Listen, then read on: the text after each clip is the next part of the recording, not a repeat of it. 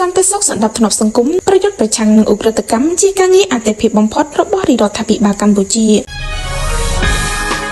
សម្ដេចមហាបវរធិបតីហ៊ុនម៉ាណែតនាយករដ្ឋមន្ត្រីបានគូរំលែកថាដោយមើលឃើញពីគ្រោះថ្នាក់ធ្ងន់ធ្ងរចំពោះសង្គមជាតិដែលបង្កឡើងដោយឧក្រិដ្ឋកម្មឆបោកតាមប្រព័ន្ធបច្ចេកវិទ្យានិងភាពស្មុគស្មាញនៃឧក្រិដ្ឋកម្មសម័យទំនើបមួយនេះដែលមានបណ្ដាញប្រតិកលាគ្នាពីប្រទេសមួយទៅប្រទេសមួយរាជរដ្ឋាភិបាលនីតិកាលទី6នៃរដ្ឋសភារហូតដល់ដើមនីតិកាលទី7នៃរដ្ឋសភាបានចាត់វិធានការជាច្រើនលើឧក្រិដ្ឋកម្មនេះដោយទទួលបានលទ្ធផលវិជ្ជមានជាច្រើនតាមរយៈសារពិសេសផ្ញើជូនចំពោះបងប្អូនជនរួមជាតិការប្រឡូកថ្ងៃទី13ខែមករាសម្ដេចធិបតីបានបញ្ជាក់ថាការសម្រេចចិត្តរបស់រាជរដ្ឋាភិបាលនីតិកាលទី7នៃរដ្ឋសភាក្នុងការកំណត់ថាការប្រយុទ្ធប្រឆាំងនឹងឧក្រិដ្ឋកម្មគឺជាកិច្ចការអាទិភាពក្នុងរបៀបវិរៈនយោបាយរបស់ខ្លួនគឺពុំមែនជាការចៃដន្យឡើយសម្ដេចធិបតីបន្ថែមថាការដាក់ចេញនូវវិធានការមើងងាត់និងមុតស្រួចជាបន្តបន្ទាប់លើឧក្រិដ្ឋកម្មឆបោកតាមប្រព័ន្ធបច្ចេកវិទ្យានាពេលកន្លងមកគឺជាសក្ខីភាពមួយនៃការអនុវត្តការបដិញ្ញាចិត្តខាងនយោបាយរបស់រាជរដ្ឋាភិបាលក្នុងការប្រយុទ្ធប្រឆាំងនឹងឧក្រិដ្ឋកម្មឆ្លងដែនមួយនេះដែលជាក្តីកង្វល់រួមរបស់កម្ពុជាតំបន់និងពិភពលោកបើតាមសម្ដេចធិបតីសន្តិសុខនិងសណ្ដាប់ធ្នាប់សង្គមនិងការប្រយុទ្ធប្រឆាំងនឹងឧក្រិដ្ឋកម្មគឺជាអាទិភាពមួយនៃគោលនយោបាយរបស់រាជរដ្ឋាភិបាលដើម្បីធានាការរស់នៅ